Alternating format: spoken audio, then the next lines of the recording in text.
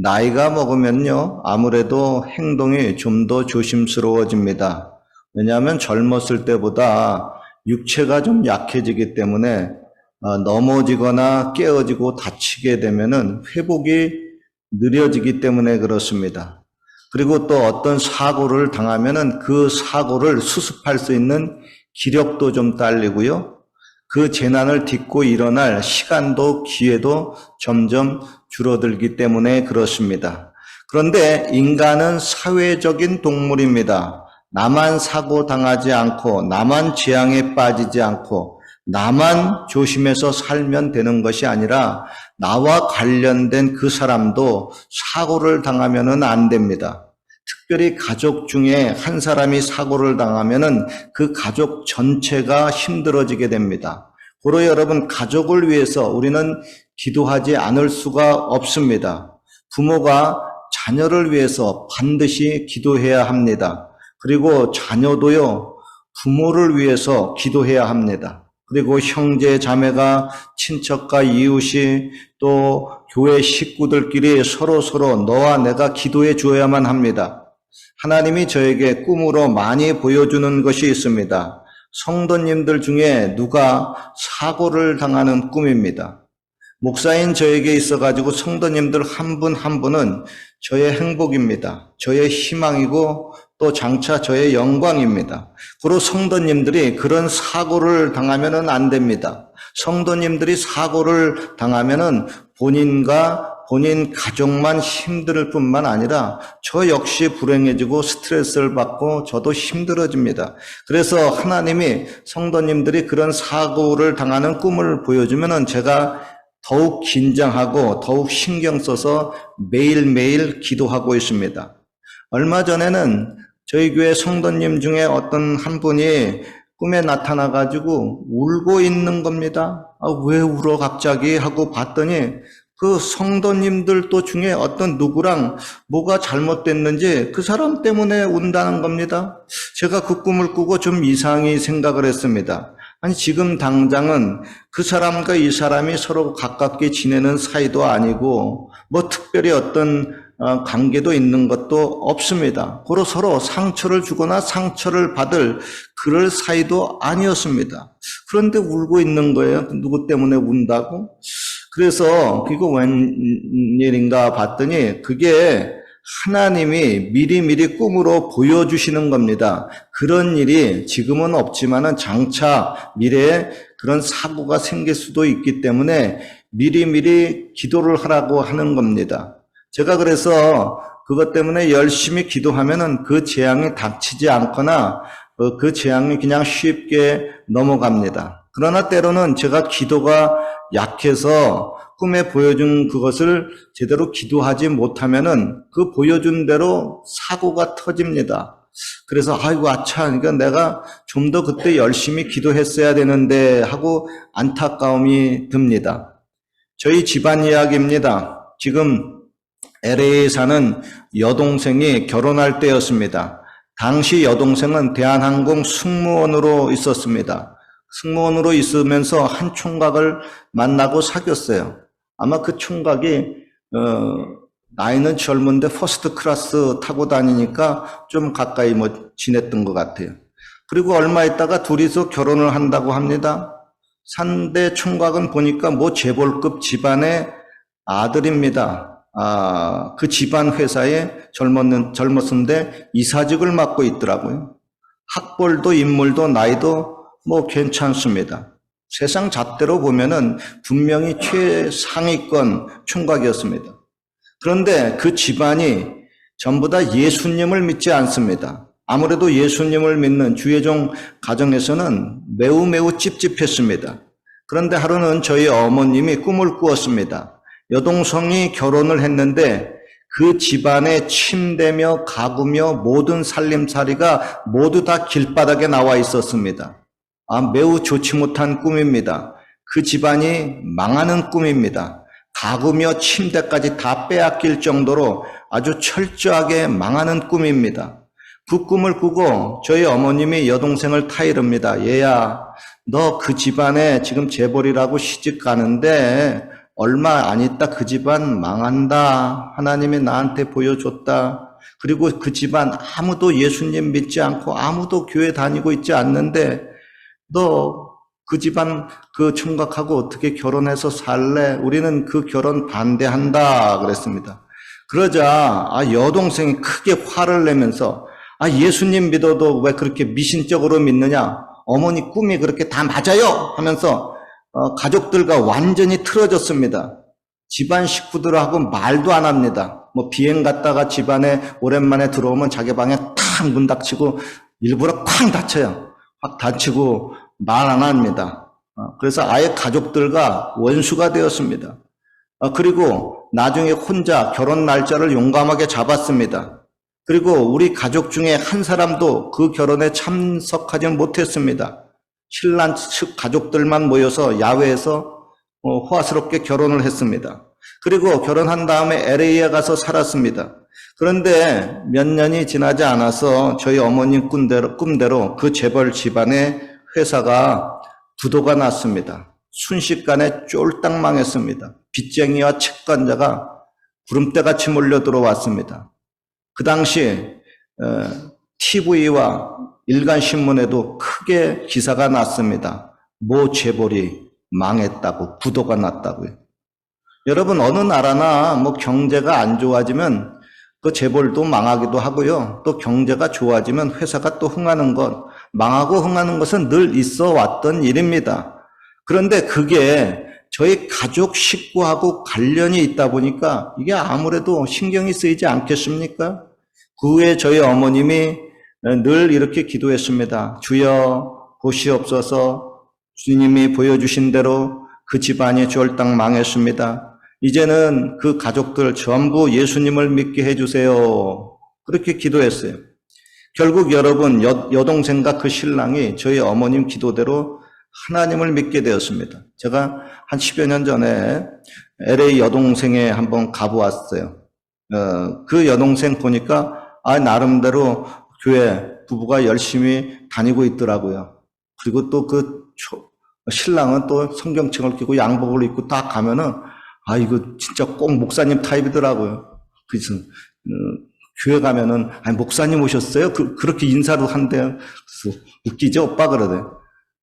그 얼마 전에 하나도 안 믿었는 생판 초신자였는데 그 예수님을 그래도 믿고 있어요. 그리고 그 집에 갔더니 그 시부모님이 그 집에 피신해 와가지고 살고 있었는데 제가 보니까 아무래도 용돈이 좀 궁한 것 같았어요.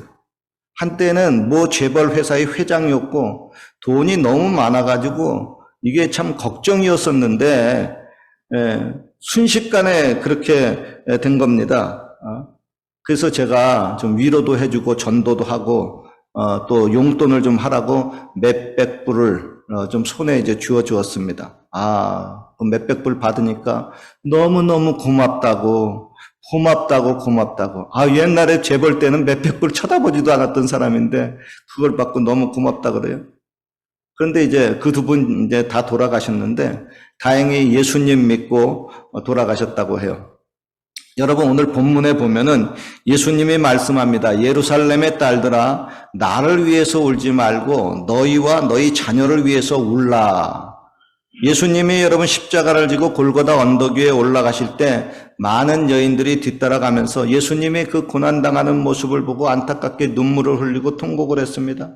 너무너무 안 됐어요. 너무너무 슬픕니다. 이제 잠시 후에 예수님이 양손과 발에 이제 대못을 박히고 비명을 지르고 거기서 고통스럽게 목마르다 하면서 이제 죽을 것입니다. 아이고 주여 어떡합니까? 여러분, 사랑하는 사람이 갑자기 큰 사고를 당하거나 죽게 되면 너무나 아프고 슬픕니다. 그래서 여인들이 예수님을 바라보고 그렇게 슬피 울고 통곡을 하는 겁니다. 그런데 예수님은요, 자신이 하나님의 뜻을 따라서 이제 인류의 모든 죄를 지고 골고다 언덕 십자가 위에서 죽을 것을 아셨어요. 그리고 또 죽고 난 다음에 3일 후에 부활하실 것도 미리 다 아셨습니다. 그로 예수님이 지금은 십자가 지고 죽으면서 괴롭지만은 이제 3일 후면은 다시 부활하니까 그때는 슬픔이 기쁨이 되고 패배가 완전히 승리가 되고 수치가 영광이 될 것을 예수님은 기대하셨어요. 그런데 예수님이 자신을 따라와서 슬피 우는 그 예루살렘 그 딸들의 그 장래를, 미래를 보니까 너무나 안타까운 거예요. 왜냐하면 예수님이 이제 승천하고 난 다음에 40년 후에 로마의 군대가 예루살렘을 포위해 와가지고 거기에 모인 백성들 110만 명을 처참하게 죽였습니다. 그리고 그 성을 아주 완전히 파괴를 해버렸습니다. 그리고 난 다음에 그렇게 파괴가 나고 난 다음에 그 이스라엘 백성들이 1900년 동안 나라 없이 온 세계에 흩어져서 방황했지 않습니까?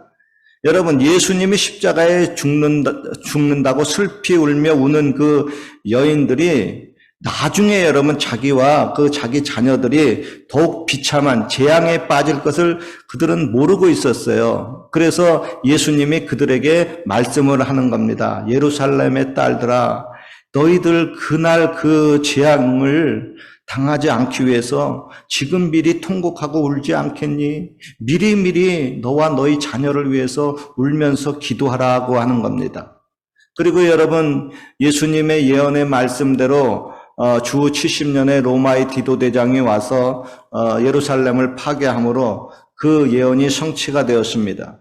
그런데 그 와중에, 예루살렘이 멸망되는 와중에 미리 기도한 사람들은요, 그 예루살렘이 포위되기 전에 미리 눈치를 채고요, 미리 산으로 피신해가지고 살 수가 있었습니다. 즉 미리 기도하면은 하나님의 도움으로 그 재앙을 피해가거나 그 재앙을 줄일 수 있다고 하는 겁니다. 예수님이 겟세마네 동산에서 자고 있는 그 제자들을 향해서 이렇게 얘기를 했습니다. 시험에 들지 않게 깨어있어 기도하라. 마음에는 원이로되 육신이 약하도다 그랬습니다. 즉 기도하면은 시험에 빠지지 않거나 그 시험을 피해가지만은 기도가 부족하면 시험과 그 사고에 빠질 수가 있다고 하는 겁니다. 고로 여러분, 우리 믿는 사람들은 각자가 기도해야 되고요, 또한 서로를 위해서 기도를 해줘야 됩니다. 기도를 못해서 사고를 당하고 처참하게 울고 괴로워하는 것보다 그래도 좀 힘들고 바빠도 깨어서 기도하는 것이 100번, 1000번 낫습니다.